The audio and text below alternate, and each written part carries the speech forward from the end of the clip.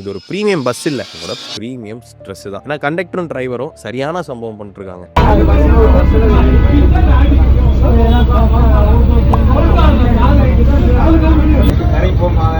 நம்ம திருச்சி ஏர்போர்ட்ல இருந்து நான் இது என்ன பஸ்னே தெரியாம ஒரு பஸ்ல ஏறிட்டாங்க. ஆனா டிக்கெட் ரேட்டை கேட்டாதான் தெரியுது இப்படி ஒரு பஸ்ஸே நம்ம ஊர்ல இருக்குன்னு. ஏர்போர்ட்ல இருந்து சென்ட்ரல் பஸ் ஸ்டாண்டுக்கு கேட்டிருந்தேன். ஆனா ஜங்ஷன் வரைக்கும் தான் கொடுத்துருந்தாங்க. 20 ரூபாங்க. அது கேட்டா இது பிரீமியம் பஸ்ஸா? ஸோ அதான் கூட்டமே இல்லையோ நினைச்சுக்கிட்டேன். எங்க சீட்ல உட்கார்றதுக்குலாம் ஒன்றும் பெரிய டிஃபரன்ஸ்லாம் கிடையாது. ஜஸ்ட் அந்த சீட்டுக்கு மேல ஒரு கவரை போட்டு பிரீமியம் அப்படின்றதுக்கு காட்டியிருந்தாங்க.